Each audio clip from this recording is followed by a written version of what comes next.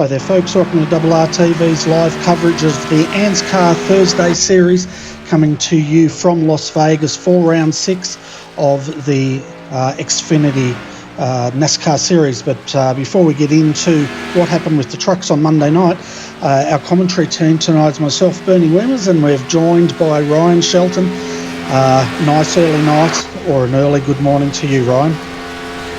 Yeah, it's pretty early in the morning. It's 4:45 in the morning, so we'll enjoy this and hope for the best. Yeah, I thought it was late here. It's like 8:45 p.m. here, so yeah, I get to go to sleep and have a full night's rest after this. Just saw Phil Otto go heavily into the wall on the back straight there, but of course he'll get a brand new car and he'll be running. But it's going to be interesting to see how the truck boys went here on Monday night for their round. So we might cut across to that, folks, and have a look at the highlights package. We'll come back, we'll discuss that race, look at the point score, and then we'll get into the Xfinity racing here. They've got probably about another 20 minutes of practice before they go to quali, so we've got a bit of time to cover off the trucks.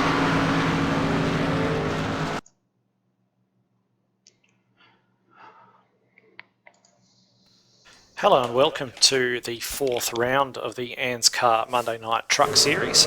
Coming in from Las Vegas, you can see Bruce Smith here having taken the pole, led away early from Michelle Callow, who is a new competitor for ANZCAR this round, and was running ahead of there of Matt Danson and also Brett Hender. Matt Danson and a few of the other lead drivers broke away to an early lead, a long green flag run to start this race off. Everybody keeping very clean and keeping themselves out of trouble, knowing it's going to be a long race. Everyone running quite steady there. You can see Mike Brown there in the 11 also moving through the field. Steve Hoppert as well there, battling away with the number 22 truck. Very high grip surface here in Vegas, which hopefully will help keep the drivers off each other and off the fence. And you can see here Mike Brown just making his way past Steve Hoppert. But you can see there the first caution of the night brought out by Todd Maxfield, who got into the outside wall, then bounced to the inside in quite possibly the worst possible place, hitting that indented wall there pretty much head on. And then on the restart, it was Bruce Smith leading away once more. Nice, good, clean battling in the midfield. Apart from that little touch there between Butler and Mike Brown, and Mike unfortunately getting cleaned up there by the number 91 of Darren Brumfield, and that really put paid to him for both of those guys actually for the rest of the evening. On the restart, Smith leads away from Danson and Simon Thomas, who is having a really good run up there at the front of the field, while the others continue to battle away in mid-pack. Tim Dawes and Michelle Callow running fairly closely with Robbie Morris. Thomas and Smith having an excellent battle up front, as they did for much of the race, running absolutely side by side, just making their way past the back markers, as you can see there. And Danson, never one to be outdone, got involved also and took the lead for a number of laps. There was another caution down in the midfield as the guy started to get a little bit more impatient as the race sort of wore on. At lap 75 this was, so getting towards the end of the race. Everybody wanting to improve their position as much as possible, brought out the caution again, and Bruce Smith able to lead them away quite tidily again, with Thomas settling into third and Matt Danson giving chase there.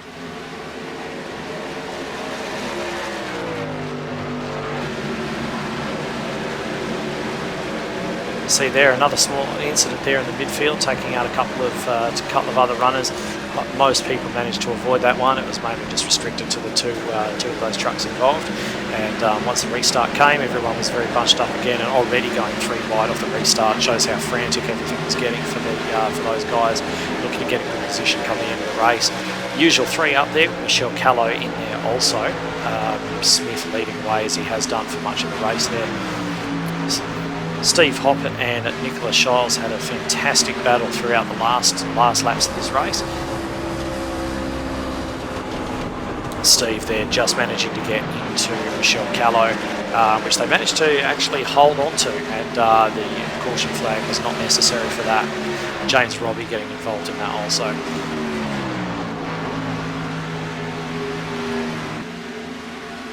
that was the incident everybody talked about. That was Matt Danson going to lap Todd Maxfield. You remember he got involved earlier on in the race in that accident, was a lap down, and unfortunately Danson, Thomas, Smith and Mirko Doutnak, who was just minding his own business, all getting involved in that as well, promoting Tim Dawes from 5th place up to 2nd right behind Matt Danson. And you can see that Danson there is just actually trailing smoke, clutching it as much as he can to try and get that wounded truck to the line. Fortunately, he didn't have to do any laps under green whatsoever with the truck in that condition and was able to drag it home. So I'm sure he was very pleased with that. So that's the end of this round. We'll see you next week.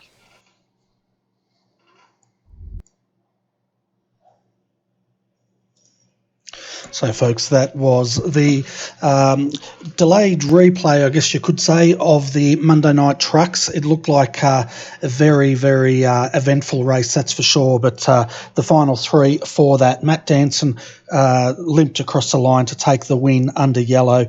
Tim Dawes came second. Brett Hender, I think it was Brett Hender, he came third. So looking at the way the points shake out now for the truck series, Matt Danson still leading on 181 points. Tim Dawes, he's in second on 146 points. Mirko Doutnak, he's third, 142 points, with Dwan Priest on fourth on 138. Todd Maxfield, you saw that incident they were all talking about. Todd was involved in that, I think. 136 points in 5th. Nicholas Walsh in 6th on 129. Scott Butler in 7th on 121. Mike Brown 8th, 111 points. Bruce Smith on 105 points, and Nicholas Shields on 101. And basically, Ryan, I spoke to Steve Hoppert, who's unfortunately sick today, but he was saying he absolutely drove the wheels off that truck Monday night, and he missed out from getting in the top 10 by 1 point. So he's sitting in 11th on 100 points. Yeah,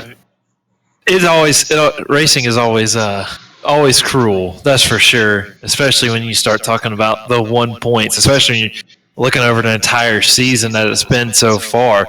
I mean, that 1 point could have been gained from maybe not taking a pit, or maybe, taking 2 tires versus 4, just gaining 1 more spot, being a little more aggressive towards the end of a race. So missing out on the top 10 by 1 point, or just anywhere that close, is always just a cruel thing to have here in any kind of racing. Yeah, it certainly is. And I tell you what, last week when Steve was in here, he pointed out an interesting statistic, which hopefully it's not going to play out this week. But last week in the trucks, they had their only caution on lap 7, race to the end. In the Xfinity, only caution lap 7, race to the end. So if that's anything to go by here, Ryan, it looks like if we follow the way the trucks went, we're going to be in for some slicing and dicing. Yeah, if we had that truck race where we had a few cautions, it's going to keep this field bunched up, and some of the top guys aren't going to really show just how much skill they have. We really want this race to go green, because that's where we're going to see some of the mid-pack drivers be able to move up, because the tire wear since this new build is just insane. Between a brand new set of tires, and you're only looking at probably 10 laps in, you're looking at almost a second difference between new and old. So if you can take care of your tires and actually drive the car differently throughout the run, because the car does drive different when you get on those old tires, you'll start to see a pretty fantastic race, just like we did last year for our Thursday night series in the truck series when we ran here. We ran here pretty much green through the backside of the race, and we saw guys like Norman and Roger Clark. They was able to pick people apart left and right towards the end of that race. So hopefully we can get some long green flag runs to keep it green and keep the racing going, because it'll be interesting to see who can make the most of their car.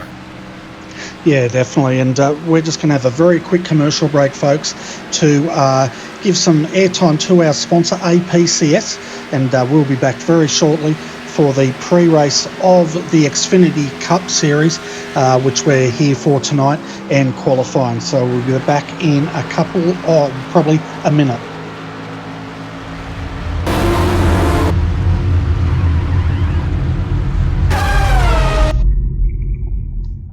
the pre-race, which we're due for tonight. And so back in probably a minute.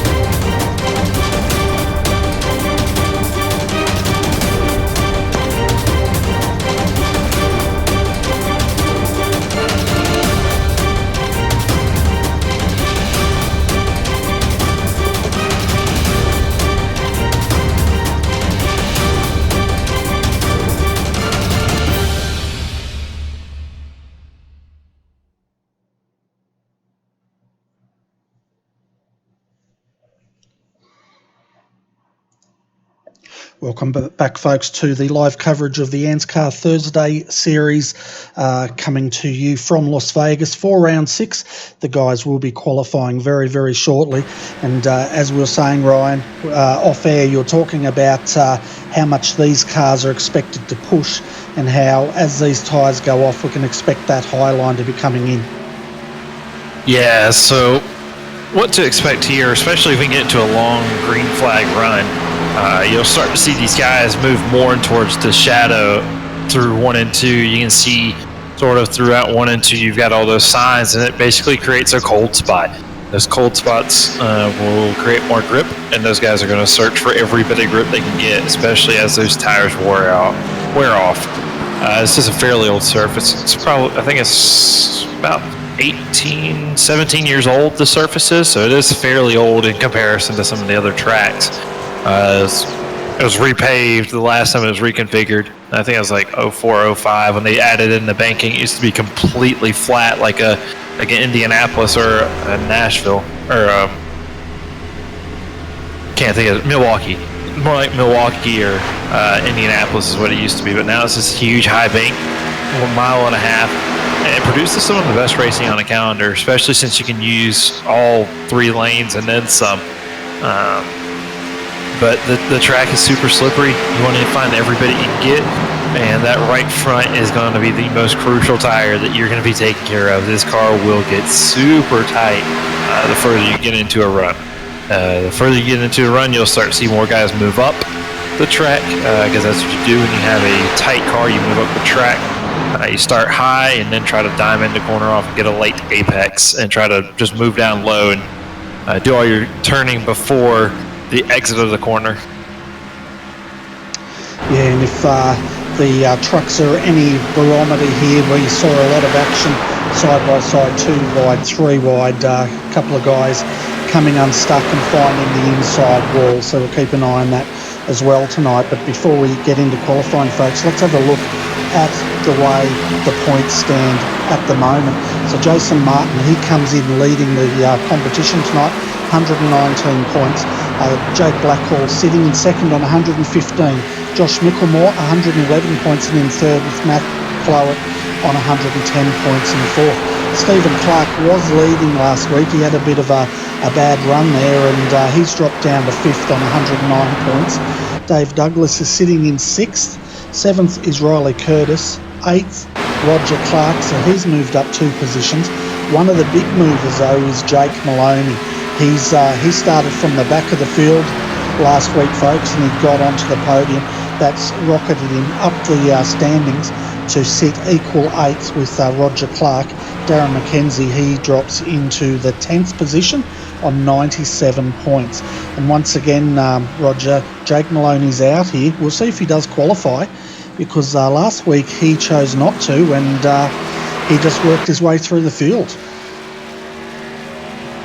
Yeah, sometimes going through and starting in the back, if you know you've got the speed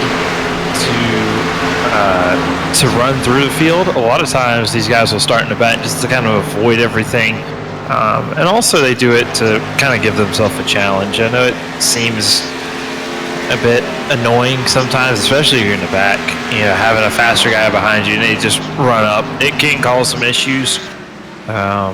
But a lot of times they do it just to kind of stay out of the front pack or stay out of the mid pack and avoid all that just to make it towards the end, just kind of move up throughout the race. So it kind of a catch-22, especially if you're a really fast guy. You can kind of move up through the field, but if you think you're about top 5, I don't expect anybody else to do it other than top 5 drivers, to be quite honest.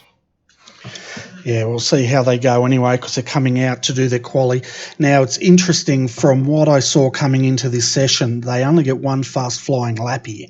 So that could really spell disaster for some of these guys.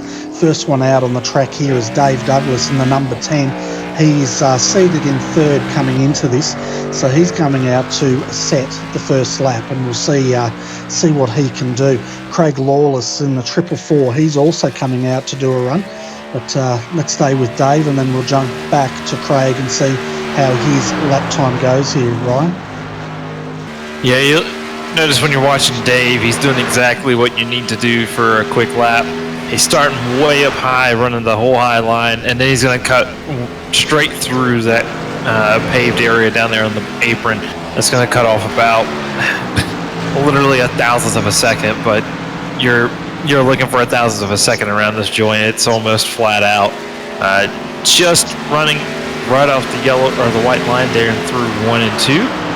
And then coming down through 3 and 4, he'll run as close to the bottom as he can, just touches the paint. He goes up a little higher than he wanted to. That's going to cut a little bit of his time off. Dave Douglas will cross the line first with a 30.894, pretty similar to his practice speed, in which he practiced 3rd. So we'll see where that will stand. Yeah, we can see now Craig Lawless in the 444.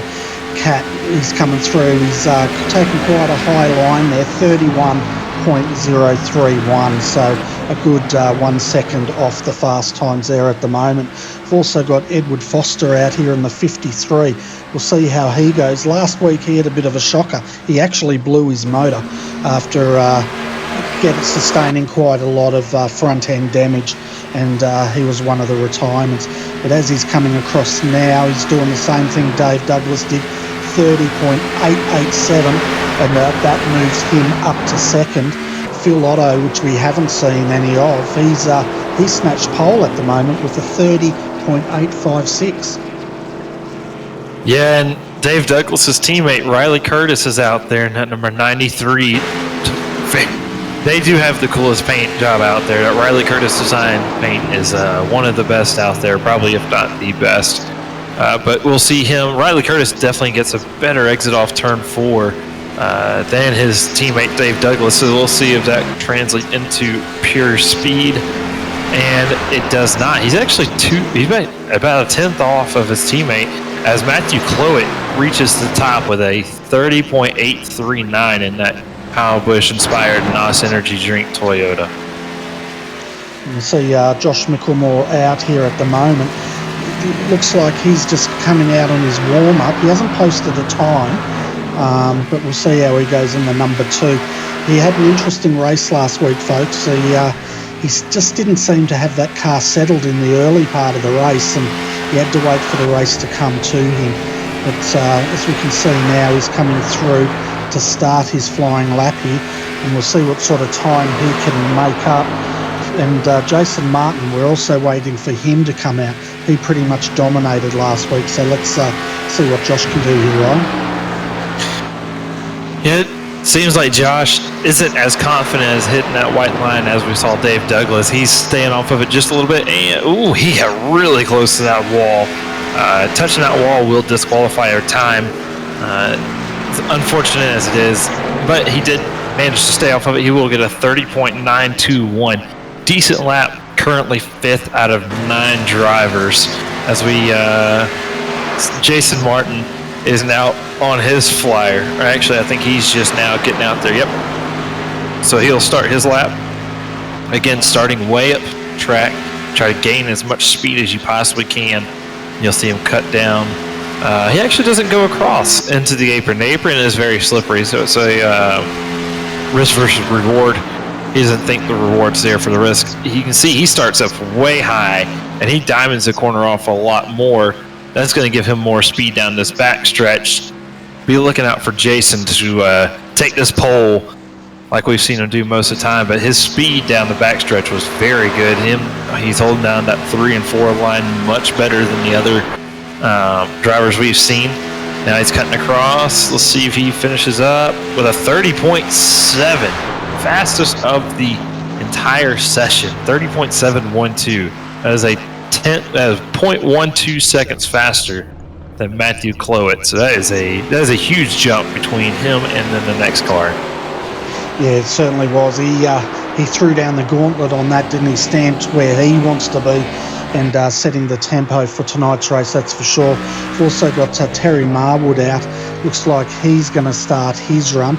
A bit slow out there at the moment, just trying to get up to momentum. Meanwhile, someone's doing a donut on the inside of the circuit, and I'm sure the race control won't be happy with that while these guys are trying to qualify, although they probably can't see it. No, they can't see it. We can see it because we can see all the vehicles. They can't see it or hear it. So for them, it's good. For us, we have Jake Blackhall doing a big old smoke show for us on the backstretch. Yeah, and Jake hasn't qualified as yet, so he's burning up his tyres. Yeah, he may have hit the wall. And wasn't too happy about the fact it's only 1 lap qualifying because it does mess him up. But Terry Marwood is coming across the line for his lap. We'll see where he ends up. He will end up with a 30.972, 9th place, top 10 currently, 9th out of 14. We have 21 cars that have entered the session, so we'll see if we can get everybody qualified and get everybody started up. One person we did miss was Sandman. He ended up with a 30.835. So after second place, if you want to go to second to 8th place, you're looking at a 10th of a second. So it's going to be really close for that mid-pack there. Yeah, it certainly is. We saw Sandman on the last as he crossed the line, but he'll want another good run tonight. Last week, he also had a lot of trouble and I think retired that car. He's also running a new livery out there tonight. So we'll see what Sandman can do. But at the moment, your top 2 is Jason Martin, Stephen Clark, Matt Clowett. So they're your top 3. Looking down the track, we've got Jake Maloney. He's out now. And he's decided it's time to go and put down a time. He's one of the last drivers out here, I think. One of the last of the big names, anyway, I guess you could say. Yeah, we still get Darren McKenzie and Jake Blackhall waiting around. Norman Clark. Oh yeah. He did have a practice time of a 31.1, so that's not too far off. And if he actually did a 31.1, he'd be all right. Jake Maloney was about to hit the wall, but he didn't, so I guess he's just going to abort his lap. So he will be done, and he will not put down a lap. And what about Jake Blackhall? Because we saw him doing donuts, so he's probably done as well, wouldn't he? Yeah, looks to be. He did start a lap in it. He hit the turn 1 and 2 paint, got down onto the apron, got his car loose, and he got it. Just threw it in the center and just started doing donuts. Yeah, so both keep an eye on Jake and the Jake and Jake show at the back of the field here tonight. We'll keep an eye on them. See now Darren McKenzie, he's coming out to run, and we'll see what he can do. He's seated, he's sitting in 18th at the moment in the 08. Very exciting driver. He had a good run last week, very, very strong, but unfortunately he come to grief in a racing incident which paid put a stop to his race. But now Darren's starting his run. Who's left? Him and Norman Clark, the magician. We're still waiting to see him come out. Yeah, Darren McKenzie did run pretty well at Rockingham. He ran extremely well there for a little while, and then he got caught up in a mess and wasn't able to move up through the field. So we'll see if he can't redeem himself from even that race too. It just doesn't seem like the luck is there for him as he qualifies and he almost hits the wall. So he might be able to move up a little bit from his practice position. We'll see here.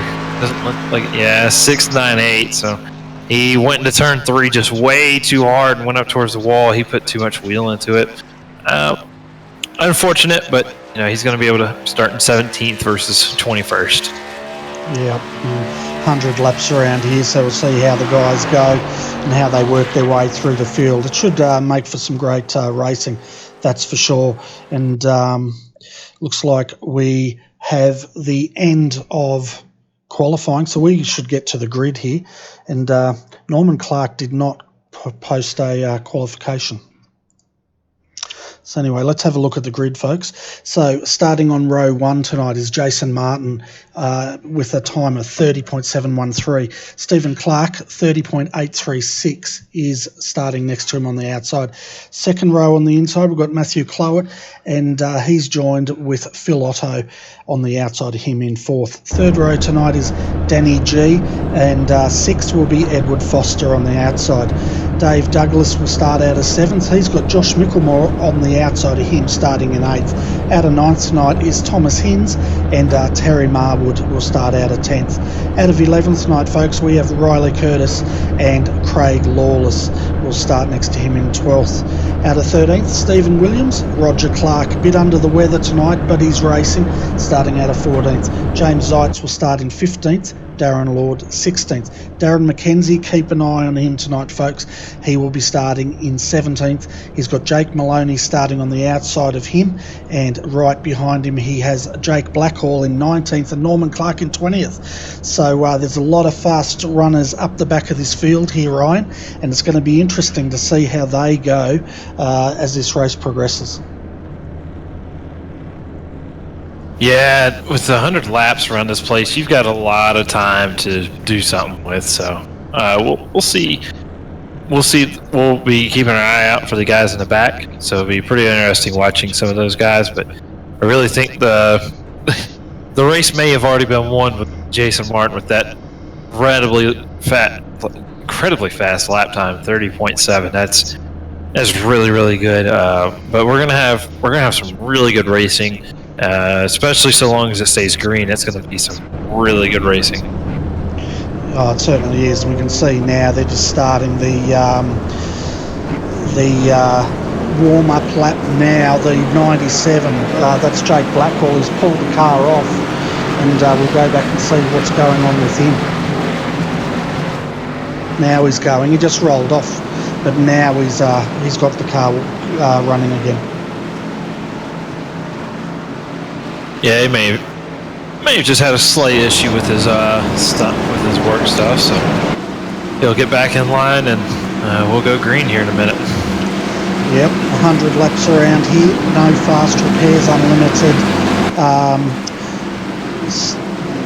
incident points. I'm losing my way here. As far as the weather goes out there tonight, folks, it is clear, 37 degrees Celsius or 98 degrees Fahrenheit, so it's going to be a warm one.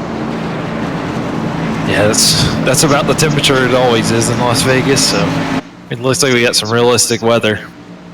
But we'll see the pace car here move down towards pit road here in just a couple of seconds. Jason Martin will have control over the field. 21 cars entering tonight's 100-lap race. Pace car dive down, and we will be going green here shortly as Jason Martin just goes, and he is going to have a huge start to this one. He got a good jump on the field, and we will have a clean start. We're already 3 wide for third position as the APCS truck of Edward Foster wisely moves out of the way. Yeah, and right behind them there we've got Otto in the 66, just above. He's got taken the high line there. The 53, Edward Foster, goes through. The number 2, Josh Micklemore, follows him. And now Phil Otto dives to the inside there to try to cover it off. But I'll tell you what, Dave Douglas, he's going to go around the outside of him. Yeah, Dave Douglas has got the preferred line here. Like I said, throughout this race, you're going to see these guys move up more and more throughout the track. And as you saw Dave Douglas there just make the pass on Phil Otto. Phil Otto's dropping like a rock currently on that inside line. These guys are just going to move around him on that outside. Yeah, I'm not sure what's going on there with Phil, but he's just absolutely getting swamped here. He's now dropped back to 10th position, and the guys are just running by the outside of him now. He might be conserving his tires for later on if he thinks that this race is going to go much greener than expected. So he might just be back there just to kind of save his tires and hope for the best. As you can see, Stephen Clark is actually keeping up with Jason Martin. Not something we'd think anybody would be able to keep up with Jason Martin today. But Stephen Clark is right there. Jason Martin's running 31.2 lap times so far, so we'll keep an eye on that. His fastest is a 31.20, so he might just be trying to save his tires as Stephen Clark is right on that gearbox of his. Yeah, this is exactly what Stephen Clark needs to do, because last week Jason Martin got out front and it was very hard for any of them to catch them back up. Stephen Clark did go with them earlier in the race, but he faded as the race went on. So we'll see if he can keep this momentum up and if he can keep that pace going. But Matt Cloward at the moment, he's sitting in 4th. He's got Danny G on the inside in the number 24, Edward Foster in the 53. He's coming along for the ride, and as they go too wide into turn 3 here at Las Vegas.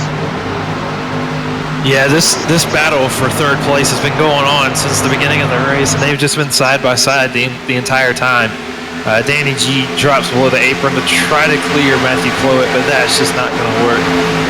That's the beauty of this Las Vegas track. The outside works through 1 and 2, the inside works through 3 and 4. So it's a matter of who can clear who.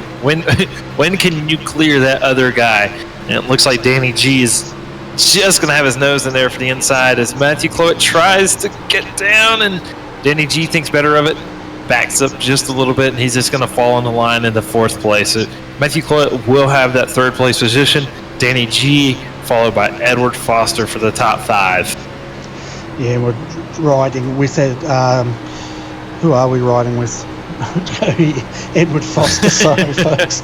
We're riding with him, and you can just see how much work goes into driving one of these cars around Las Vegas. He's looking pretty smooth there in the office, so you can hear the tyres squealing, and as you were saying before the race here, he's going for the high line, and we'll probably see him going higher as these tyres start to wear down. Yeah, and you can see further back for that 7th position, Dave Douglas and Thomas Heens are both racing each other pretty hard. Dave Douglas is going to take that outside line and try to clear Thomas Heens in that 52 Fanatics Toyota. As Dave Douglas he's going to commit to that high line all the way around the track. So we'll see how that works out for him. He might just trying to save some tires, but if you can look straight into the car, you can see that Dave Douglas is actually putting more wheel into it than Thomas Heens. It could be steering ratio. It could actually be that he's just putting more wheel into it. But the more wheel you put into it, the harder you're working that right front, the more you're going to wear it out, and the faster you're going to slow down. So we'll see if Dave Douglas can hold on to the 7th position later on, as Thomas Heens is trying to work his way through the field here. Yeah, and I think I just heard Dave tap the wall there. Yeah, he might have tapped the wall. I don't see any damage on the car, but Thomas Heens did get a really good run out of turn 4, so I might have just clipped it there. And the top 2 are still running away. Jason Martin is just keeping a gap to Stephen Clark, just enough to where Stephen Clark won't think about making a pass on him. So we'll see if Stephen Clark can manage to get around Jason Martin, or if Sandman is going to lose the 2 tenths that he just lost there on that lap. A tenth and a half. Jason Martin cleared on the number 96 HRS Leo Bardner car of Stephen Clark. Yeah, so as we go through on lap 11 here, folks, your top 10 as they stand is Jason Martin. He's leading. You can see him on the high line there. Stephen Clark looking for the low line right behind him. They've got a gap of 1.2 seconds back to Matthew Clowett. Matthew's still in that battle back here with Danny G, and these guys have been going at it for the last 11 laps. Then we've got further back Edward Foster and Josh Micklemore in the number 2. These two are having a bit of a battle as well, but Edward's got the run as he moves up through the field. Dave Douglas, he's moved up to 7th position. He's now just got past Thomas Hinds. Thomas isn't going to give up though. He's coming back on the inside there, and that's 7th and 8th. Looking further back, we've got Riley Curtis just trying to get in on the party here, running in the 93, and Terry Marwood, he's rounds out our top 10. Yeah, and if you look just outside the top 10, the 444, Craig Lawless is trying his best to hold on to the Jake show that we talked about earlier in the race. Those guys started 19th and 20th, respectively, or 18th and 20th. And now they're up to, it looks like 11th and 13th. Jake Maloney does have a little bit of damage on his car, so he may have hit the wall at some point. We may have missed that. But they are moving up through this field quite quickly as we just round out lap 14 or lap 13. Now we are on lap 14 of this race. Yeah, and for the fans of the 08, Darren McKenzie, he's having a great battle down here with Roger Clark. Roger's down in 16th position. I wasn't expecting him to be strong because he has been crook. And for the overseas people, crook pretty much means sick. So, yeah, he's been quite ill, but he's got into that NASCAR tonight to have a run and see if he can get some points. Yeah. As Terry McKenzie just taps the wall coming into turn 1. It looks like he may have moved up to kind of give Roger Clark some room, but now he's giving him no room as he is right on. He's tearing the paint off the rear bumper, and it's looking really, really feisty between these guys. These guys might have a little bit of backstory that we haven't seen throughout this race because they are racing each other extremely hard, and both of them have right side damage, so we'll keep an eye on that throughout the race. Yeah, there's definitely something going on with Phil Otto's car. I don't think he's very happy out there. He's dropped all the way down to 17th now. He started in the top 10. He's now struggling at the back, and if he's not careful, he may drop off the back of the pack. Yeah, he started in the 4th position, so I'm not exactly sure what's going on with him. He may have some issue with his car or something. He did qualify with a 30.85. Like I said, that's good enough for 4th position, and then that really, really close pack, that was something else. But it is a massive dogfight back here for about 13th. Jake Blackhall, he got around Craig Lawless, but now he's having trouble with James Zeitz and Terry Marwood, and has moved back to position 14th as he has also hit the wall too with that right side damage.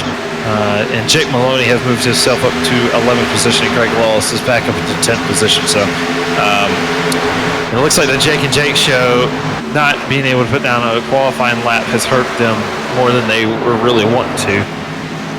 Yeah, and the other one is Terry Marwood at the moment. He's defending against Jake Blackhall. Last lap by though, I noticed Terry's car, it's got a big ding in the back, but it was also pretty loose.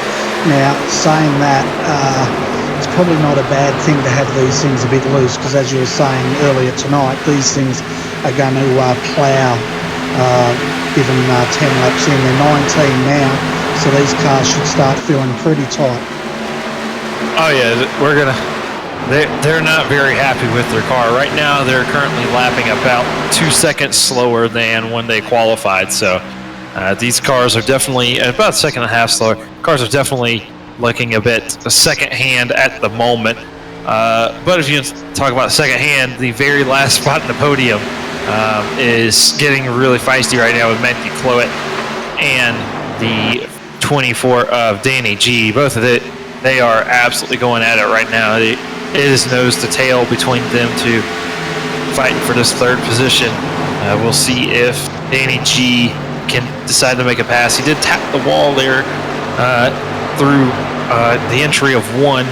It might have been a small tap as I have damage on my screen, but with the high ping, you never know anymore. Yeah, and I'll tell you what, Sandman, the wheels are starting to fall off his car at the moment. He's fading big time. He has dropped 1.4 seconds behind Jason Martin, and he's dropping into the clutches of Matthew Clowett, Danny G here. Last time through, his lap was a 32.626, 0.2 of a second slower than Jason Martin, and 1/10 of a second slower than Matthew Clowett. And you can just see now, folks, the 54 and the 24, they're just about rounded up Stephen Clark in the 96. Yeah, it's like I was talking about, that right rear starting to burn off. If you start to burn that off, you're not gonna do too well around here, not too hot. So you run a 32.75, and the guys behind him run 32.56. Matthew Clowett, and Danny G has slowed down just a little bit, 32.71. So we'll see if Matthew Clowett can't make a pass on the Sandman here for second position here shortly. Yeah, so the question is, and probably what I think's happened is Sandman's gone out pretty hard to keep up with Jason Martin, and now he's suffering the consequences. As you said, these tyres are burned off, and he's just praying for a yellow. As there's smoke on the inside, we've got a car with a blown motor. That looks like a Jake Blackhall. It is Jake Blackhall. He went down into turn 1, turn 2. He had the 09 of Roger Clark on the outside. He got tapped by him, and he ended up into the wall, similar to that of the crash we saw in the Thursday night, or the Monday night truck race. We saw the truck flipping back across the track. Very similar, and he ended up in the wall pretty badly. Yeah, we're just having a look at this replay now, and of course no fast repairs, so this will be the end of Jake Blackhall for tonight, as we just have a look at exactly how this occurred. I'm getting tongue-tied here. Roger Clark was here. Yeah, he just went up and tapped the back of Roger Clark there, and as you said, heavily into that inside wall, as we've seen a lot of trucks. He's managed to keep it off the track, though, and keep it from going yellow, only just. He's just below the apron there. Yeah, and so back to live racing, if we go back to this battle for second place, it is starting to get really hot, like we said in the beginning of the race. We were talking about how close between second and eighth was. That blanket is starting to be laid back over top between second and about seventh place. Stephen Clark does lead the train in second place, but you're looking only about half a second between each car between there and the seventh place, between Dave Douglas back there in seventh. So we'll see if he's actually back there in eighth. So we actually do have the second through eighth place guys sitting around in there. But earlier, just a couple laps ago, Matthew Clowett went for a pass on the inside of Sandman, and Danny G tried to go fit in the spot in between the wall and Matthew Clowett, and he ended up burning up the tires, the rear tires, by turning right, and he tapped the wall just a little bit going into turn 3, so it has separated, but Danny G is starting to make his way back up as these two guys are starting to fight. Matthew Clowett is trying to go for that second position.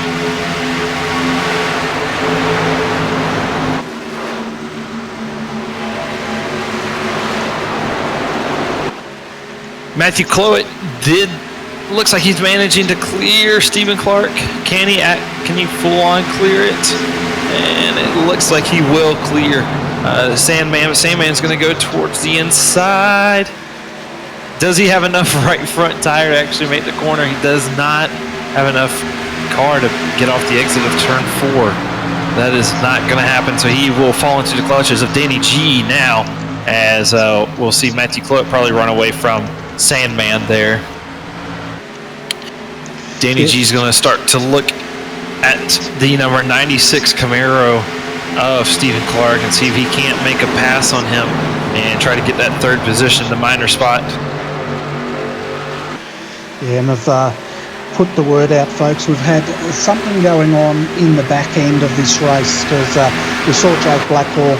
He's retired after that big incident into the inside wall, but it looks like we've also lost Jake Maloney and we've lost the 08 of Darren McKenzie. I've just put the word out to see if anyone can give us any information on it, but it looks like all three of those guys, they're having a heck of a time coming through the field, but it looks like their race is all done. Well, saying that, Darren McKenzie's just coming out 12 laps down, so he's had that car repaired. Yeah, it looks like Darren McKenzie lost internet connection. Jake Maloney is a different story. Not 100% sure. He went to the pits and never came out, so we'll get the word later on. But the fight for second place is pretty much over for now, but the fight for third is starting to heat up.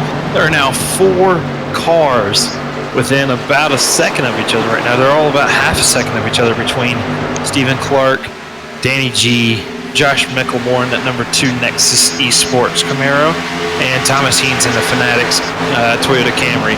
There's half a second between all 4 of those cars. So that third place battle is starting to heat on up.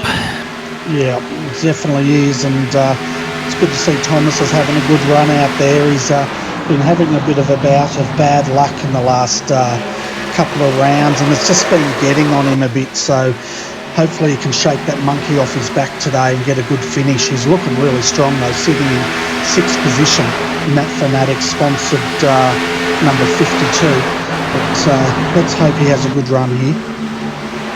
Yeah, Danny G, he is trying to get to the outside of Stephen Clark while also trying to defend the inside from Josh Mickelmore. So if you want to talk about using up all the track and being as wide as possible,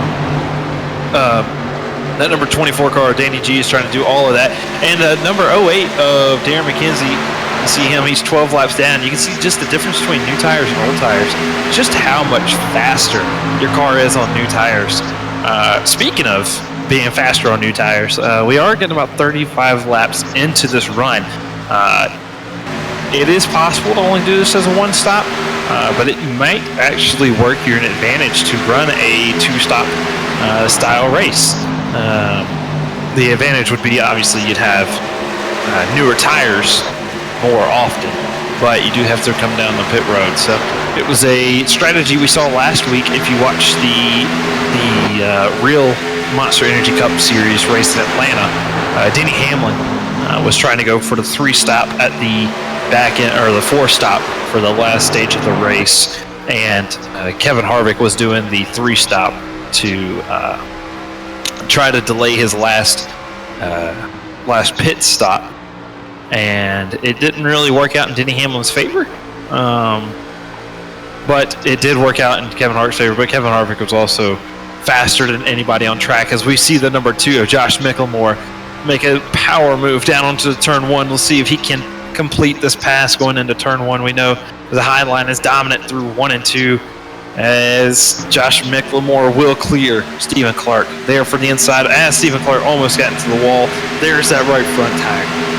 Yeah, and he came down there and gave Danny G a little bit of a tap there. Danny went down on the inside there, and Thomas Hins, he could smell blood, and he's now trying to make it 3 wide. Very brave move if he does. He's sort of working out where it's going to go. He's banking on Sandman at that high line at the moment, but Sandman at the moment struggling with those tyres. Saying that, he just rounds up Danny G. Yeah, Danny G is just holding on as Thomas Heath makes a huge move down into turn 3 and 4. Goes for that bottom line. Isn't gonna be there. Ooh. Thomas Heath gets a really good run off turn 4. That's an impressive run for this late into this stint. 37 laps into the race and not a single caution yet. So these guys are really struggling right now, especially with tire wear. Thomas Heens makes that car stick. Danny G is just trying to find a way around Stephen Clark. he's been trying to find a way around this whole race. He was up into third position, and he has just been passed by everybody that Stephen Clark's been passed by because he just keeps trying to find a way past, and he just can't find a way. So either Stephen Clark has been blocking or somebody else took his spot that he was wanting. So Danny G is not having fun right now. Yeah, he's just in that pack of 4 at the moment. We've got Thomas Hinzo. He's looking good. He's right on the inside of the 96, Stephen Clark. That car of Hinz's does not look like it's struggling too much, but Edward Foster in the 53, he's another guy that wants to have a good finish here tonight. That car's also looking very good. And, of course, Danny G, once he gets a fresh set of tyres on that thing, I'll expect that to be a rocket. But at the moment out front, Jason Martin, he's got a gap of 5.4 seconds. This is exactly what he did last week, and it's exactly what he's doing again this week, and no one seems to have an answer for it at the moment. No, it's Jason Martin is starting to become the Martin Truex of our series, if you would say. When it comes to these mile-and-a-half tracks, nobody's stopping. Absolutely nobody's stopping. He might have, some competition here and there, especially if we get a late race caution. Somebody might be able to keep up with him, but I just don't see. As long as he does what he's been doing, I don't see him losing this race. Yeah, and we'll give a shout out to Sam Deventier out there. He's going to be running in the Porsche Carrera Cup tomorrow night at Bathurst. So he's been pretty much practicing now for a week and a half to get that Porsche tuned up. And of course you can see all that action tomorrow night on RRTV, folks.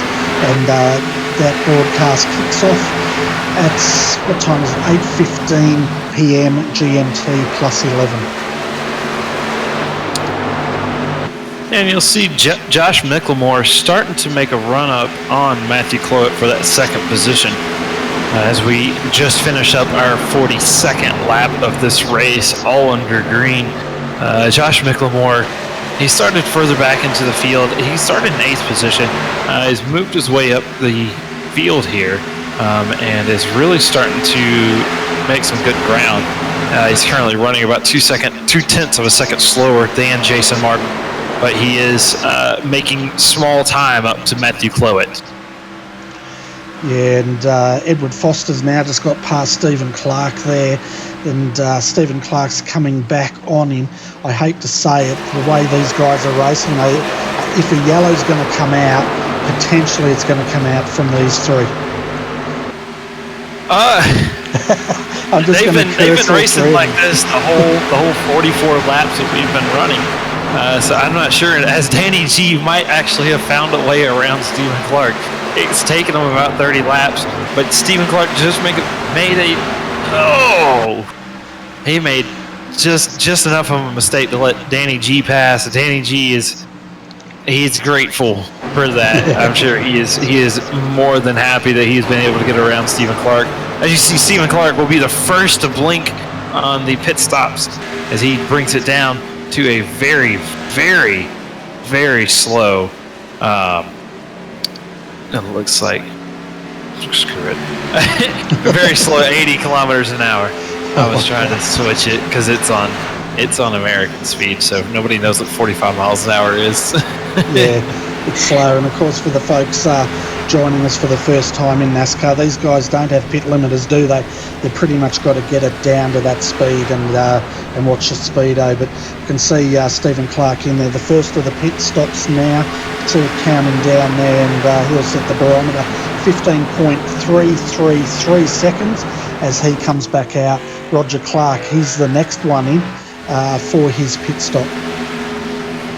Yep, and that will start this cycle as Stephen Clark is going to be the first to blink to get some new tires on his car. We'll see if he can't save these a little bit more. Normally when you get these pit stops too is when you'll start to see some of these guys, some of these faster guys run into some of these slower guys. You might catch yellow, so we'll see how that works out. Also, currently we have a pretty big battle going down for the was effectively probably the about 10th position, 9th, 8th position. Currently in 8th position, James Zeitz and Stephen Williams. Stephen Williams has been working on James Zeitz pretty much the whole race. It's been like this the entire time, but as you see, Terry Marwood with those brand new tires, you can see how much different the cars drive with those brand new tires and how much faster they are through the corner. That number 7 of Terry Marwood just made zero work of the 98 of Stephen Williams. Yeah, and I'm looking at the telemetry here, folks, and from where they are now to where they were on the fresh tyres, it's a good 1.5 seconds slower at this point in time. So we'll see everyone speed up once they get going. You can just see now Marwood is just getting on the inside of Zeitz here, and he should clear him, but then again he doesn't. Because that 19, it's all hooked up at the moment, sitting in 6th as the pit stops go on. Danny G's also pitted. 15.7 seconds was his stop. Roger Clark had a very slow stop of 37 seconds. Terry Marwood, 35.7 seconds. And now we've got Josh Micklemore. He's the next one to come in and get service. Yeah, with Roger Clark being sick and having some damage, he ran a 31.733 in comparison to Jason Martin. He ran a 33.1.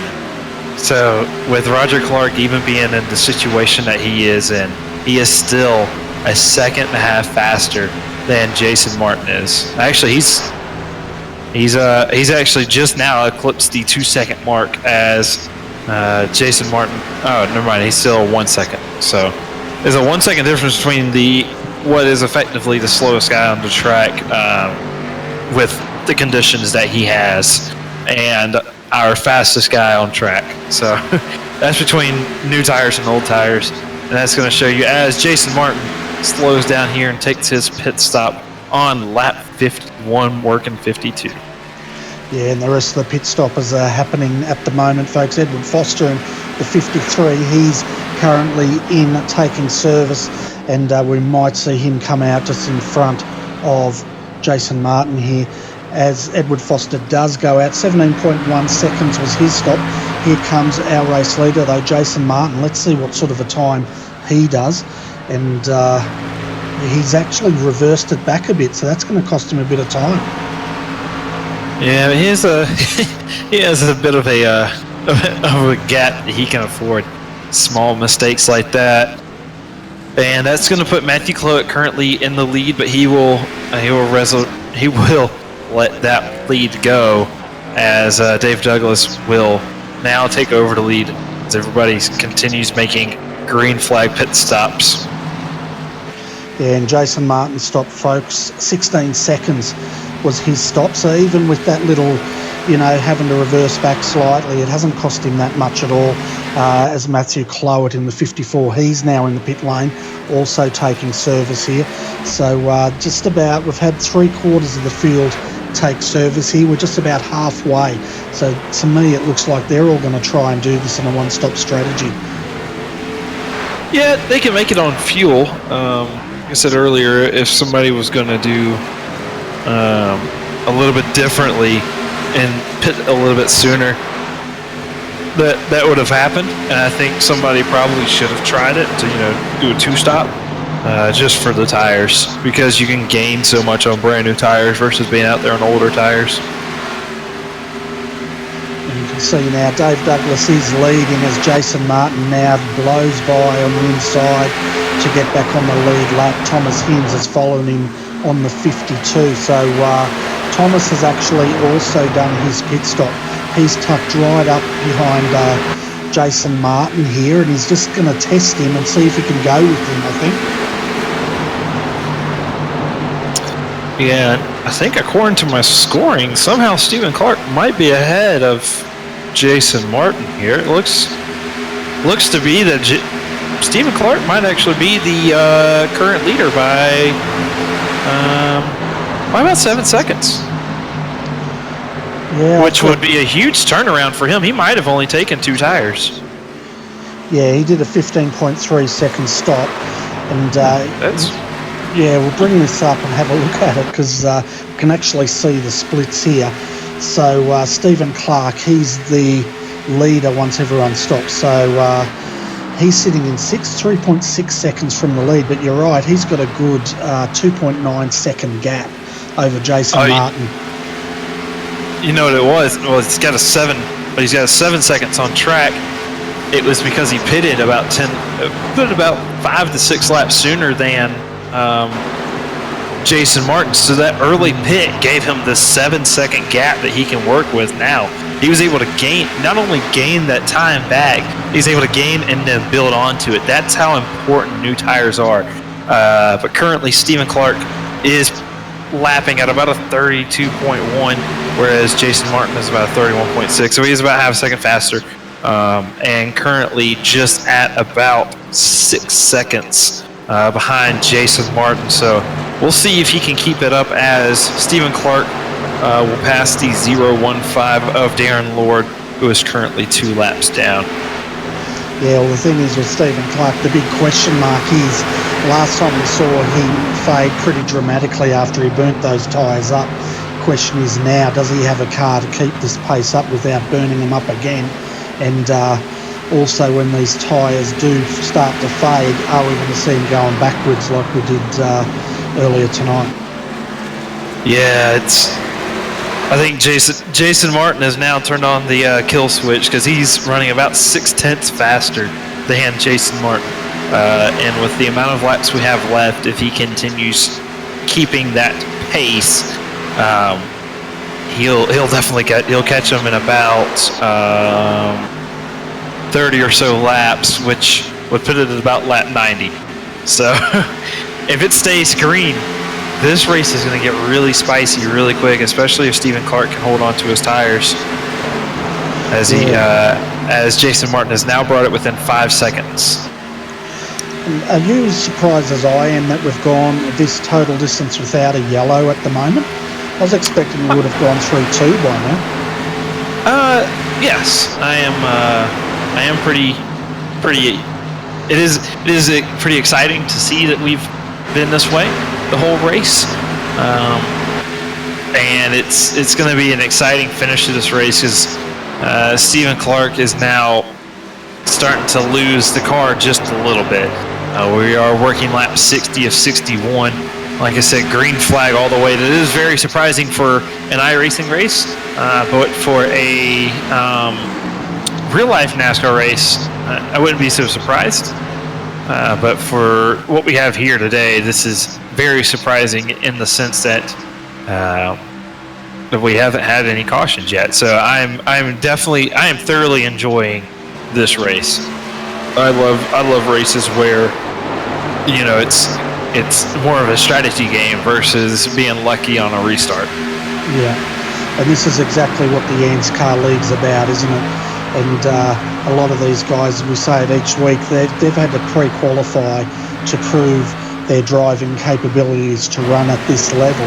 And of course, in a week's time, it steps up again when we go back to the ANZCAR Cup Series. And those guys, again, they had to qualify for their driving ability. So I think the way ANZCAR's doing it in putting people in classes based on their driving ability, that goes a long way to having these really great clean races. Yeah, and also what they'll start to do is they'll start to you can start to see the actual progression between, we have a caution, we have a yellow flag. We have a yellow flag right now. Not sure where it's at. We got Roger Clark in that number 60 or in that 09 Chevy Camaro. Let's see what happened here. Oh, he just grabbed the turn 2 wall and he got loose and hit the same wall that everybody else has been hitting so far. And so that brought out our first yellow 61 laps into this race. It's going to get really dicey now. It certainly is. We're just having a look at that replay. I tell you what, he hit that wall pretty hard and the front dipped, but look at that. That's exactly where the truck boys found, into that unforgiving wall. I wonder in reality if it's that scary or if they've actually done something to mitigate against that. Yeah, they've put up the safer barrier. There's safer barriers all the way around the track now at Las Vegas. Jeff Gordon, he hit that wall extremely hard. It was a couple of years back. I think it was in the COT days, and he hit it really, really hard. And that's probably still to this day probably the hardest hit in Las Vegas history. He hit that wall so hard, and it shot the car. I think it shot the car all the way back out onto the track. It was devastating. He didn't get injuries or anything, but it was hard to look at. It was very hard. Well, I tell you As what, we see, it's all right. I was about to say that we're about to have a race off pit road here. Look, we've got Sandman. He's just had to go back a bit. He's sitting right behind Jason Martin here. Is Jason Martin going to be able to beat him off the line here and jump him? Also got Matt Cloward in the 54. Can hear him revving up. Jason Martin, he wants to go. He does go. But check this out. Who's that that just streaked through? The number 2, Josh Mickelmore. He's jumped into second position on that stop. yeah, he was running fourth coming into the pit stops, and he got a really good run back out onto the track. But the biggest losers will be Stephen Clark and Thomas Heens. Thomas Heens will move back into the 5th position. Stephen Clark's will move back into the 3rd position, my bad. And everybody else is going to jump. So it's going to be really interesting to see what happens. I know Sandman is kicking himself right now because he could have had the first position, and he could have had control over this race for the last 25 laps and 35 laps and given Jason Martin some kind of run for his money. But now Jason Martin's got that start, and he's one of the best starters in this league. Oh, yeah, for sure. And if he gets out there, it's going to be hard. We'll see what Josh Mickelmore can bring to the table, though. So as we're getting ready for the restart here, folks, let's go through your top 10. So Jason Martin, once the wave guys go through, he will be starting on the inside with Josh Mickelmore on the outside of him in the number 2. Second row will be Stephen Clark on the inside. He'll have Danny G on the outside of him. Third row will be Thomas Hins, and on the outside of him is Matt Cloward. Fourth row will be Edward Foster in the 53 and Dave Douglas in the number 10 on the outside of him. And then rounding out the 5th row will be Craig Lawless in the 444 and Riley Curtis in the number 93.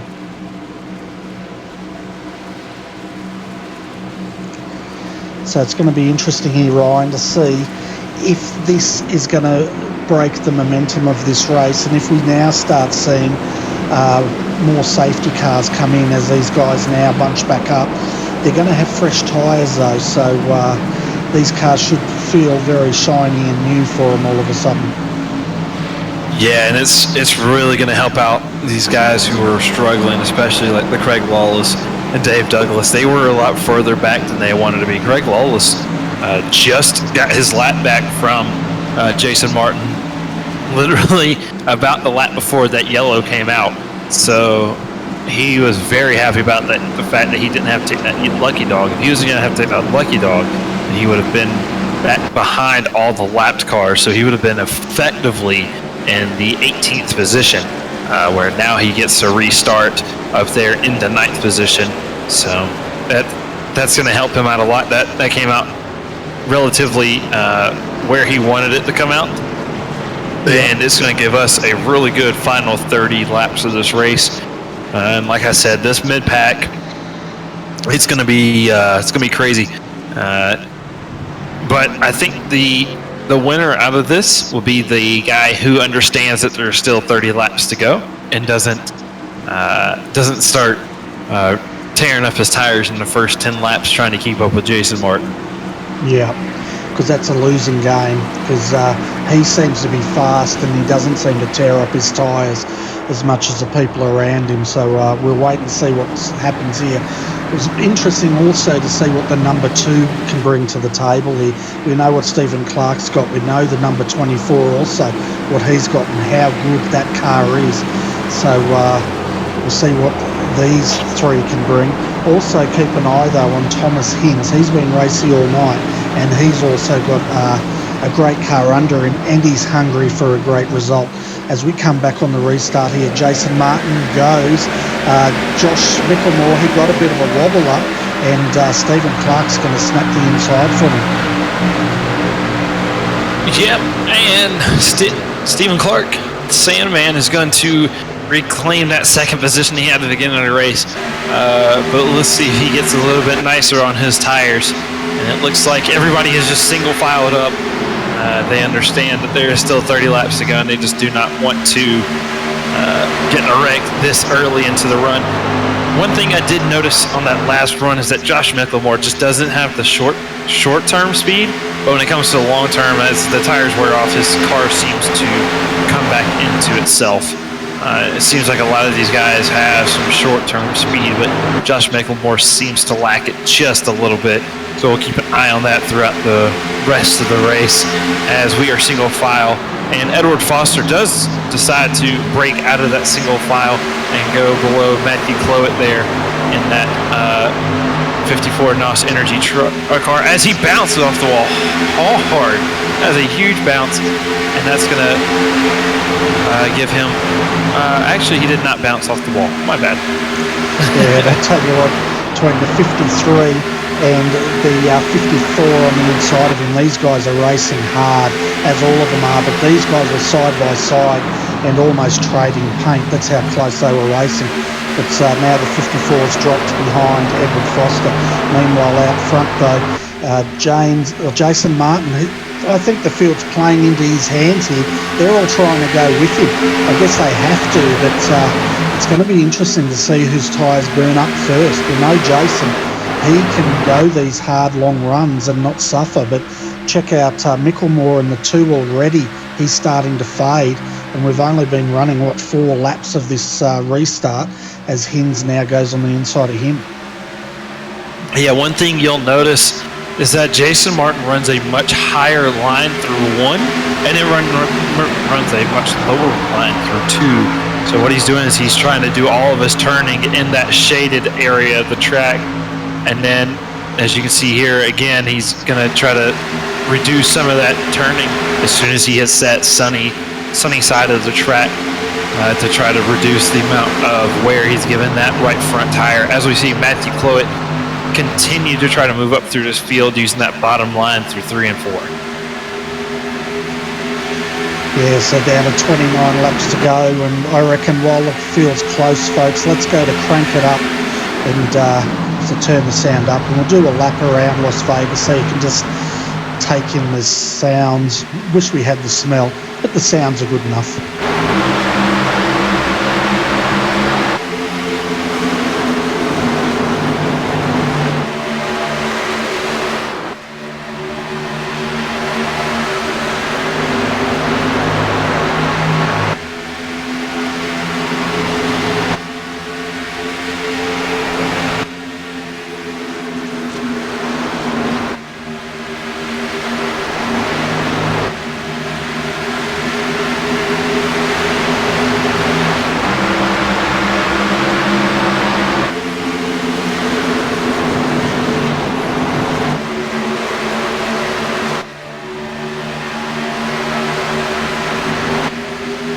Tell you what, you've got to love the sound of these V8s revving out at what they've been revving out, about 8,000 revs. Yeah, it's just roundabouts. Used to be about 9,500 and the older spec motors, but they've wanted to cut costs, so they're bringing down the revs just a little bit. But speaking of revs, this race is revved up. We've got 25 laps to go. Stephen Clark is going to try to keep up with Jason Martin. We saw the first stint. It didn't really work out for him as Stephen Clark wore off those tires. And Josh Micklemore, like I was saying earlier, he has fallen back to the 4th position, but he has more of a long distance car versus a short distance car, so we'll see if he can't make those spots back up. Yeah, as this race goes, we'll see if he's actually faded because of the tyres, or if he's faded to preserve the tyres, as you were saying before the restart. He's got Danny G right behind him, so he's still doing a pretty fast pace. To give you folks at home a bit of perspective, his last lap was a 31.934. His fastest lap, 31.402. The leader, Jason Martin, he set a time of 31.706 last lap through. So, you know, he's not that much slower than them. Yeah. I mean, the Josh Mickelmore, it just looks like he's trying to save his tires as much as he can. Trying to keep up, just trying to stay in front of Danny G just enough to where he doesn't have to repass him later on, as you see just behind him. Matthew Cloet and Edward Foster trying to take up, put two cars in one lane as Edward Foster just moves up the track, and they're racing really close as Dave Douglas has moved his way back up into the top 10, and I think that yellow actually helped him out the most. Yeah, and I'll tell you what, look at Dave Douglas here. Last time by on the trioval, he basically thought about going three wide as he went down onto the apron there, but he's thought twice of it. Meanwhile now, Matt Cloet's finally got a break over Edward Foster here. They can all breathe easy and start for round two. Yeah, it's getting really close here. Stephen Clark hasn't faded as much as he did before. We are just over, we've got about 11 laps into this stint, and Stephen Clark is still there. So we'll see if he can keep that up with himself, you know, trying to keep that car underneath him, keep some tire underneath him, but he can maybe make an attack on Jason Martin later on, or if he can just make Jason Martin run his tires down a little bit, make him run a little bit harder than he wants to. Yeah, well, at the moment, Clark's just sitting on there, isn't he? His car's going better than it did last time. Last time we saw him start fading big time, but he's just going with them. Thomas Hinz is also going with them, and the lap times now are down into the 32s as the wear and tear of these tyres start to take effect. 20 laps remaining here, folks, and I think we're going to have a great finish here tonight. Yeah, one of also the things that we need to be thinking about is Stephen Clark is getting a little bit of a draft down the straightaways, but what that's doing is it's taking away that front downforce off his front of the car, so he's actually having to push the car a little bit more than what Jason Martin is to get the same speed out of the car, as we see Jason Martin run a 32.15 to Stephen Clark's 32.20. So you're looking at about half a tenth of a second that Jason Martin is getting on him, just a little bit. So that's why in the real NASCAR and some of the even the iRacing series, you'll start to see if you're following a guy for more than a few laps, the guy will just try to find another line to run that's a little bit different to try to get out of that airstream, so you don't have to push your car as much to wear those tires out. So I think Stephen Clark is just now starting to feel it with just over 15 laps left in this race. He's just now starting to fade just a little bit. You can see just off there, turn 4, Jason Martin just has the run off of him. So it's so long as it stays green, so long as Jason Martin doesn't mess anything up, I do believe Jason Martin might have this win here. Yeah, it looks that way, and also Thomas Hinz is starting to fade as well. His last lap time 32.370, and he's actually dropped off probably about 0.2 of a second off the Jason Martin's time. Josh Mickelmore, in the meantime, he's lapping in the 32.396 last time through, but he's starting to close in on the 52 here. Yeah, it looks like, according to the times, Thomas Hinz has got a 32.493 to Josh Mickelmore's 32.3, and Danny G just right behind him is at a 32.4. So right now Josh Mickelmore is keeping that 32.3, where everybody else is starting to fade back into the 32.4s and 32.5s. So we'll start to see that long run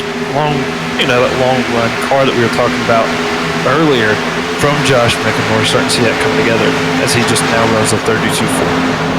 Yeah, and I'm keen to see what the 24 has left as well as the 54 behind him. But the 24, that car's been great all night, and he's running a pretty smart race, just tucked up there behind Micklemore. He's not trying to get into too much battling at the moment. He's just focusing on these fast laps. So it'll be interesting to see if Danny G has anything up his sleeve. Coming across the line, he's about 2.9 seconds from the lead. Yeah, and this battle for fourth position might be the biggest battle of the race too, because a lot of these guys are fighting for that mid-range points battle too, and so they're going to try to make the most of every position they can get. Like you were talking earlier with Steve Hoppett in the truck series, missing out on the top 10 by just 1 point. These guys don't want to leave that 1 point on the table. They'll try to get every point they can, see if they can't grab a few more positions here at the end of the race as Matthew Cloet looks to the inside of Danny G here. Yeah, we'll give a shout out to Steve Hoppett if he's watching. He's been a bit sick with the sinus migraine, so we don't have the big man with the big voice in the box, but we do have myself, Bernie Wieners, and Ryan Shelton here calling all the action. 13 laps to go here, folks, and it's going to get pretty interesting back here. Yeah, Josh Micklemore just picked up the pace. He's at a 32.3 under his belt, and he's starting to drop his times. He peaked out as a 32.560, but then ran a 32.45 and then a 32.38. So he is really starting to reel in Thomas Heens in that 52 Fanatics Toyota Camry, and he might, if he really, really pushes it and he really has enough tire underneath him, he might be able to catch Stephen Clark too. So that number 2 car of Josh Micklemore is going to be the one to watch. And he's using every bit of that tri-oval as he shortcuts it once more. You can see as we're riding with him, you can just see him starting to pull Thomas Hinds up through these corners. It's not a lot, but it's just enough. Look at that, probably about, half a car length just on entry. Yeah, he's just picking it up, and Danny G was a little late to recognize it too. Danny G is now moved down into the 32.4s also, as Thomas Heens is down to 32.6s, and everybody's about 32.6s currently, except for your leader, Jason Martin, who's a 32.4 still. So we'll see if Josh Micklemore can't catch up to Thomas Heens with 9.5 laps remaining now. Yeah, well, I think the only way these boys are going to beat Martin at this sort of a game is they really have to get in front of him and try and control his pace, because Martin is diabolical once he gets out in front like this. No one can match him, and he just, controls this race from here on out. 1.2 seconds, he's extended that lead over Stephen Sandman Clark in second. Yeah, and it's just starting to close in for Josh Micklemore and Thomas Heens. It was half a second last time around at a 0.4 of a second. It should drop down just a little bit here as Thomas Heens will run a 32.6 to Josh Micklemore's 32.5. So it's just closing in just a little bit, and it's going to get really, really close here towards the end. Josh Micklemore, if he can catch up to Thomas Heens, is going to make this a great race. Yeah, he certainly is, and you can just see he's doing everything he possibly can to close up, and he is closing up, and it's quite noticeable now how much he's closed up in just that one lap. He's probably, within maybe 1.5 car lengths. You can see Danny G behind him. He's also shortcutting the track. He wants to come and have a crack at the podium as well. Yeah, here comes Josh Micklemore. He's making every bit of this track. It's about time to throw out the timesheets, because Josh Micklemore is about to start taking the paint off that 52 car of Thomas Heens, and he is right there. He is going to try to make his move. He only has 6 laps to do it, and then these cars we've seen so far today, it takes forever to make a pass. As we saw earlier in the race, we had 10, 15, 30 laps battles between Matthew Cloet and Edward Foster. So as you can see, Josh Micklemore is just running a little bit lower than Thomas Heens. Thomas Heens is trying to get the most out of that corner, trying to get all the straightaway speed to try to run away from Josh McLemore. As he is right on that bumper, he's giving no room for error. If Thomas Haynes checks up, he's going into the wall. Yeah, watch Mickelmore now. What's he going to do? Hines is going to cover him off, saying you're not going to use that against me this time through. But what's Mickelmore? He's going to try for the inside, is he? Showing his nose. No, Hines is going to block him. Yep, Haynes is just running the line that Josh McLemore is. So Josh McLemore is going to find a way around. He's got 4.5 laps to make this happen here for the third position. Position 1 and 2 are pretty locked up currently, with Jason Martin and Stephen Clark both having a second over the next closest guy. So this third place battle is where the positions are going to be made for Thomas Haynes, Josh McLemore, and Danny G in that 5th position. Yeah, and one thing Thomas is good at is defending. He's going to make this as hard as he possibly can for Mickelmore. Now Mickelmore gets that run on the inside, and what's Hines got on the outside? Can he hold him there, or is this his goose about to get cooked? No, it's not. It's still going. Yeah, Josh McLemore just threw it in there just a little too hard. 3 laps to go. He threw it in just a little too hard into turn 3. He had to check up a lot because, like we've been talking about all race, that right front tire starts to go away and it starts to get really, really tight. Once your car gets really tight, it's going to be extremely hard to make a pass on the inside. So that's why you saw earlier Josh McLemore didn't go for that apron to try to stay behind the 52 car and try to stay high. You're going to see him do it here. He's going to try to go for that high line, take it away, and that's not going to be there. 52 is just going to block it just a little bit. And number 2 of Josh McLemore is trying to go low just a little bit. Can he clear him? No, he won't. 52 of Thomas Haynes is just going to keep that outside line. 1.5 laps to go. Can Josh McLemore find a way around Thomas Haynes here? It's just been Thomas Haynes has made his car so wide, and this is such a good race for him. Oh, it's awesome race. This is exactly what he needed after he was getting down on himself a little bit in the last couple of weeks. He's having an awesome race here. Also, Danny G, he's trying to join the party, but at the moment, it's between the number 2 and the 52 for third. Are you right there? You're going to have a coronary on us or what? Yeah, Josh McLemore, he was going for a hole that was closing up really quickly, and this is going to be his last chance at it. Will Thomas Haynes be able to do it? They are really close. They are really, really close right now. He's giving him no room. Can Josh McLemore just get around him for the start-finish line? Oh, no, he doesn't. Thomas Haynes will be scored in the 3rd position with there is a .051 between them, less than half of a car. That was a great finish between the guys in 3rd. We do want to congratulate Jason Martin and Stephen Clark on their 1st and 2nd place finish, but Josh McLemore and Thomas Haynes may have put on the race of the year right there. Yeah, we're going to look at the start-finish line as the boys come through here and have a look at how close it was. They should be appearing on our screen any moment. I'll probably send them back too far. Then we'll go. We can see the winner here, Jason Martin coming through. Then Stephen Sandman. But check this out in slow-mo, folks. How close was this race between Mickelmore and Haynes? And tell you what, that was probably by a nose. Yeah, it was just by half a car, just a little bit. But that was incredible driving from both guys. It was unbelievable just how close Josh McLemore was able to get to the number 52 of Thomas Haynes and not wreck him there at the end. That was an incredible finish from both guys. Yeah, and we can see there Jason Martin is leading, not leading, he's celebrating the win of round 6 here of Las Vegas.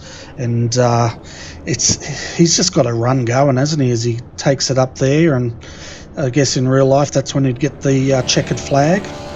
Or would he have it already? No, you'll get the checkered flag when you go run up to the wall and grab it from the flagman, because the flagman steps down, gives it to him. Yeah. Okay. That was a good race. Yeah, it certainly was. And let's have a look at the full results here, folks. You can see where your favourite driver finished tonight, but check out the stats here. Jason Martin, he led 86 of the 100 laps here tonight. Very dominant performance indeed. Fastest lap, 31.102, but not the fastest lap of the night. That looks like it's going to go to Stephen Sandman Clark, who comes in second.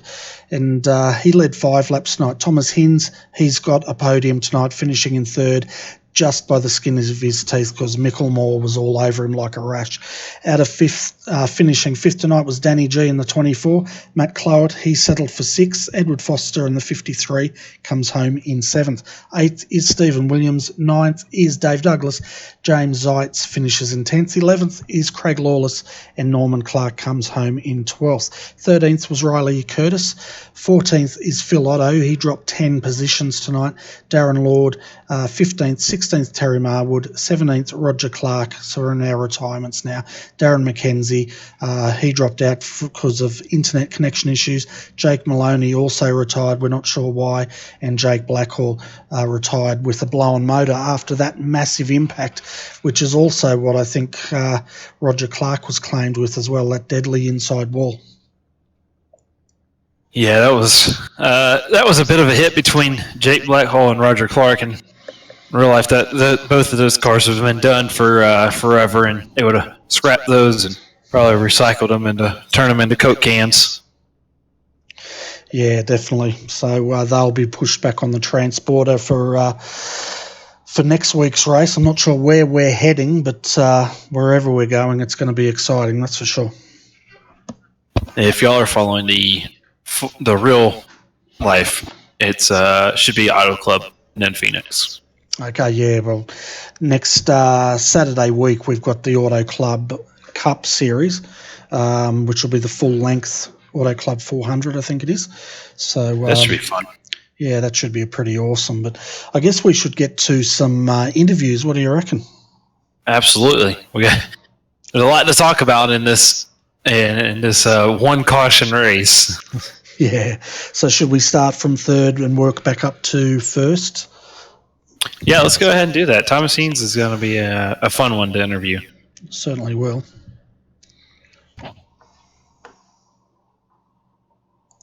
Hey, Thomas. Hello. That was a fantastic race that you and Josh Micklemore put on for us.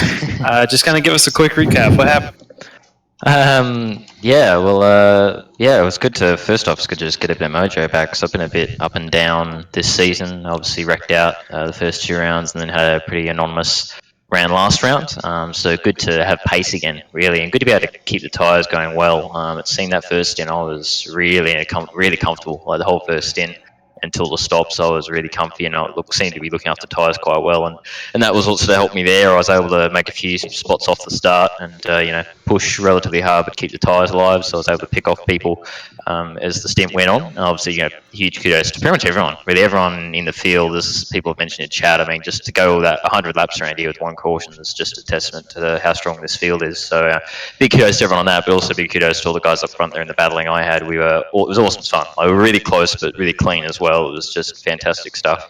Then we had the pit stop, came out actually alongside Jason, but I thought, seeing as it's Jason, I know he's a very quick driver, I thought I'll let him go and try and tag on, which was working not too bad until he started to just slowly chip out. And then the caution came out, came to the fresh rubber and overshot pit box just a touch, so lost a couple of spots from that, but made them up pretty quick off the start. It was an interesting finish, because I suspect I must have just pushed the tyres a little bit too hard in that second stint. I think I might have pushed them a bit hard early, trying to get up to third spot and stick with Jason and Sandman. So I was sort of struggling a bit towards the end with a lot of push through the corners. So that's why Josh and the others were sort of slowly chipping back onto me there at the end. And super intense finish. I was holding on for dear life, trying to keep Josh at bay with tyres that weren't feeling too great. So I mean, again, obviously big kudos to Josh for that battle. That was just awesome. That was just awesome. That's what you like to see in oval racing. That kind of super intense close racing without any touching at all. So big kudos to Josh on that. That was an awesome battle to finish off. And I think it might be, if it's not my first ANZCAR podium, it's one of a few. So I tend to always last season in the trucks finish 4th or 5th, I found. So I'd always miss out by position. But good to get one locked away now. Yeah, that was a long race. Actually, it was a short race with it, with only having that one caution. But it felt long because it was just the whole time you're just running the entire race. But so when you get down to the end of the race and you've only ran one caution, you've been running full out the entire race. What's that mindset? You're going into the last 10 laps and you've got Josh McLemore who's catching you instantly. Every single lap he's catching up to you. So what are you trying to do, and what are you trying to fill out with the car to kind of help yourself out?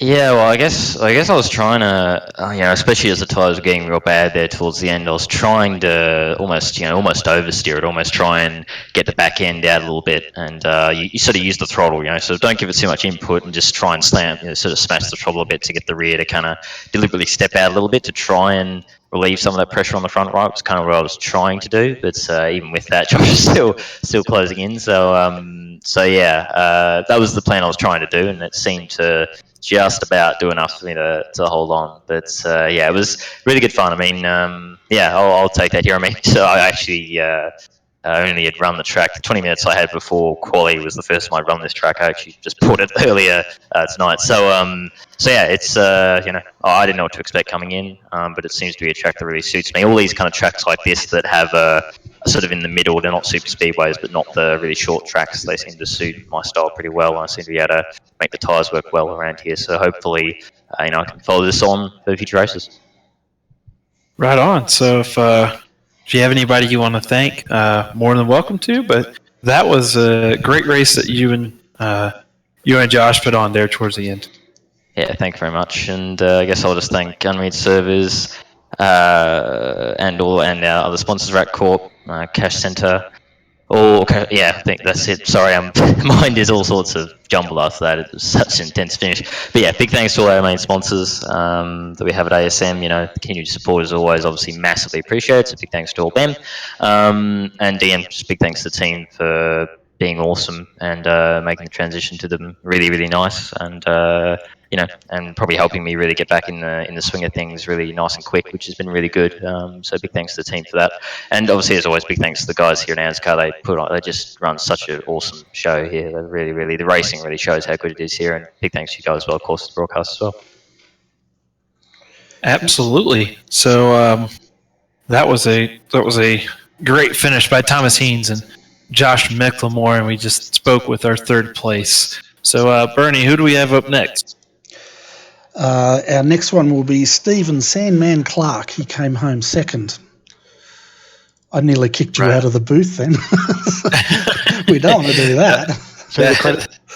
You were kicking the wrong person. Yeah. But the right person to have in here is the second place finish of Stephen Clark, Mr. Sandman himself. How you doing, sir? G'day, boys. How are you? Doing great. That was a great run. That was a great little battle you and Jason had for a little while, but it seemed like the car just started to go away from me as the tires started to go away. Yeah, that's right. The timesheets won't show it, but that's a win for me in our hybrid racing simulation Chevy. Tell you what, Jason just does an amazing job week in, week out, and if he isn't one of Australia's best oval track racers, I'll go eat my hat, because he's great. He was so much fun to battle with, but the best I could do was keep up with him. I threw everything I could at him, and I probably threw a little bit too hard in those opening laps, and I killed my tyres, mate, and started slipping back, and I knew I was in trouble. But we took the gamble and pitted pretty early on lap 44, 45, I think it was, and gambled for the caution, and the caution came out. Yeah, it seemed like that plan started to work for you until you went to the pits and you kind of missed your box. Yes, there was some colourful language floating around the cockpit of the old Camaro, but look, at the end of the day, regardless, even if I'd known I'd come out in first, I knew that Jason was going to get me, and I'd pretty much said to myself, when I was slipping back in those early parts of the race, I said, if I can salvage a second out of this, I'll be pretty happy with tonight's result, especially after the disaster of last week. So, yeah, I'm pretty happy. And speaking of last week was a single caution race. This also is a single caution race. Are you enjoying these races where you have to make a green flag stop? Yeah, look, I was saying to the boys just at the end of this race, I said, credit to everyone. They need to pat themselves on the back because we got the talent of these guys to go with these races 100 laps around here and only have one caution. Like it's good.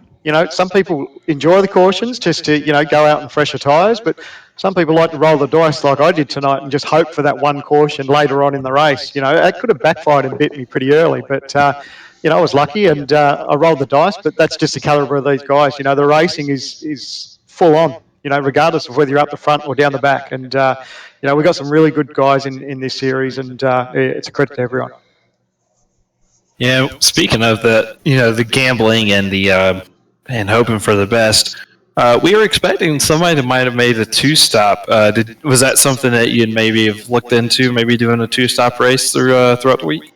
Not personally, no. I sort of aimed for, if it was going to go green, I was aiming for lap 50. And, I'd really hurt my tyres in that opening stint. So I tried to get as close to 50 as I could.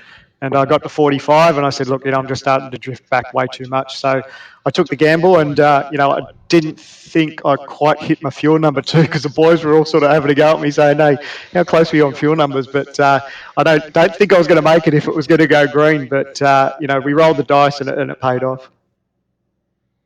Right on. Bernie, you have anything for him? No, nothing but admiration tonight, mate. We saw earlier tonight, Sam, man, it looked like you burnt up your tyres pretty bad in that first segment. But the second restart there, it looked like your car was a lot happier as far as tyres go. Was that in the way you approached that second stint compared to the start of the race tonight? Yeah, to be honest, I was very mindful of not doing the same mistake that I did in that first run. I think at the green flag, at the drop of the green flag, I was able to keep up maybe the first 10 or 15 laps, I think, maybe of Jason, and then he disappeared. And I was just like, wow, and then I slipped back so fast, and I was very, very mindful of not doing the same thing in that second run. So I knew we were still going to have, probably 40 odd laps to go, 45 whatever laps to go at the end. So I knew I had to look after the tyres, and I did try to keep up with Jason as much as I could, but I was saying to him earlier that once I lost that draft, that was the end of it. I just couldn't keep up, and look, he was a better man on the night, and I'm happy to take away a second. Yeah, it was a good, strong finish there for that second stint. So congratulations, Sam. Before you go, though, give a shout-out to all your sponsors, mate. Thank you, mate. Yes, all the boys at TTR, everyone at Hybrid Racing Simulations, and pretty chuffed. Hybrid Racing Simulations gave us a new scheme for tonight, and we'll carry that throughout the rest of the season. And on board we've got Leo Bodner, which Hybrid Racing Simulations through the week announced that they're now the Australian distributor for Leo Bodner. So that's pretty exciting for the sim racing community. So I'm proud to have those guys on board, and mate, I can't wait for next week. Yeah, fantastic. No, that's really exciting news for the Australian community, that's for sure. Hopefully we've got the right paint job out there. I did reload it, so it was white. it had other colours on it too. Look, we'll have a look, but look, at the end of the day, we appreciate everything you do for us, mate, and everyone at RRTV, we're stoked to have you guys broadcast this series. It's a lot of fun. Yeah, now you will have to forgive Bernie. His eyes are a little bit clouded over the years. His vision's starting to go away. So it probably was the right scheme. He just couldn't see all the details. It's all good. Thanks, mate. Thanks, boys. Yeah, see you, buddy. Man, Ryan, you jump at anything to have a crack, don't you? Just that little subtle. He's got to get one in. Yeah. All right. Speaking of getting one in, well, it's Jason Martin once again, folks, and he's on a bit of a streak here tonight. Oh, this couple of days anyway. Whatever. There you go. Yeah. Jason Martin, our points leader, and he's won our last 3 races in a row. Jason Martin, how was it out front today? Yeah, it was pretty good again. I think I led a bunch of laps again and went good on the long runs. Yeah, we noticed when you took your green flag stop that you were much further behind than everybody. Did you make a mistake on pit road, or was it just because you came in later than everybody? Every time I pit, I either sit too far forward now or too far back. It gets me every single time now. Oh man, that's no good. I'm guessing that it's going to be some pit stop practice for you throughout the week, I guess. Yep, I think I lost about 4 or 5 seconds having to roll back to the proper spot. So when that caution came out, were you enjoying the fact that there was a caution came out, or did you not really appreciate the fact that the caution came out? No, I was happy for one. Gave me a bit of a break and good to get racing again. Right on. So, and it looked like the car was working pretty well for you. Did you you work on that setup throughout the week? No, it's fixed setup, so I just knew to take it real easy early and just do enough to maintain my position and try and look after that right front. Right on. And Bernie, do you have anything for him? No, not a lot. I was just thinking, Jason, you're on a bit of a roll here. You know, the wins in the last 3 weeks, and pretty much what I saw last week was the same as what we saw this week. You got out front and pretty much controlled the race. So, yeah, my hat's off to you, mate. But before you go, though, you got to shout out to all your sponsors. No sponsors, mate. So just got to right. thank RRTV for the broadcast, and you guys for putting on the show, ANZCAR. Yeah, I'm amazed here that you're winning so much and no one's jumped on board to put their signage on that car of yours. Tell you what, folks, if you're out there and you want to get some exposure, look up Jason Martin, mate, because he's just winning, and you could be winning too if you got your names on that car. Anyway, Jason, that was my lecture to everyone listening. I'll let you go now, mate. Yep, thanks, mate. I'll tell you what, Ryan, he's not a man of many words, but I think he lets the racetrack do his talking. What do you think? That's about as true as it gets. You know, he's very, very, very similar to some of the guys over here in the States, like the David Pearson, Silver Fox. He didn't speak a whole lot, but when he did speak, he sat down and he listened. And but most of what he said was on the track. You know, it was just a bunch of wins and a bunch of championships, and it was just overall just one of the greatest our sport had seen. And right now in this season and last truck season, Jason Martin is showing the field what it means to be fast. Yeah, he's doing an awesome job, isn't he? And the scary thing is, I think he's only going to get better the more he wins these things, you know. So yeah, because I mean, last year when we ran the truck series, he was, you know, he'd win a race here and there, he'd dominate a race, and then have something happen. This season, nobody's close at all. Yeah. Like qualifying a second and a half faster than everybody in an oval is ridiculous. It's not like F1 where a tenth of a second is like, oh, that's close. No, a tenth of a second was, as we saw during qualifying, it was the difference between second and ninth. So yeah, exactly. The fact that he's that extra tenth ahead of them shows just how good he is. I mean, it's very Martin Truex level of dominance right now. Yeah, no, it's very impressive, isn't it? Really impressive, and it'll be good to see next week. He's got the Thursday night, but then we've got the Cup Series on the Saturday, that full-length race, and it'll be good to see how he goes in that, because we are getting a few blokes from the US joining us. We hope to get a lot more. It'd be awesome if we could. We tried to put it in a time zone that says friendly to the US drivers. What race is that going to be? That's the Auto Club 400, which is Saturday afternoon week. Okay, and what time do y'all have it at your time? Oh, it's 2:40 p.m. the broadcast starts, so it's probably your time, Friday night, I guess. Yeah, it would be 11:40 p.m. on Friday. Yep. Yeah, so we tried to, the ANZCAR boys are trying to get that in a time slot that it's very friendly for all the regions, Australia, New Zealand, and as close as we can for the American one. But yeah, that's something I'm going to look forward to seeing how that shapes up Saturday week. But I guess that's probably our interviews done. What do you reckon?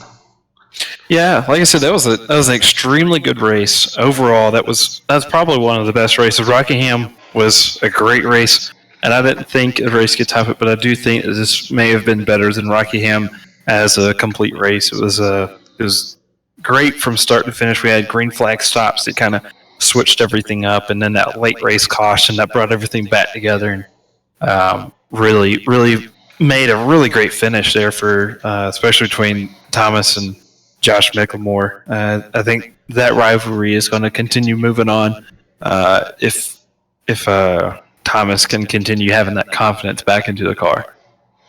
Yeah, well, I think now that he's got a rung up there, he's also in a different team now, and I think that's helping his mindset a lot, as well as you got fresh sort of guys around you, that sort of stuff. So it'll be interesting to see how Thomas goes next week, and if he can back this up, and also it'll be interesting to see how Jason goes and if anyone's got an answer for him.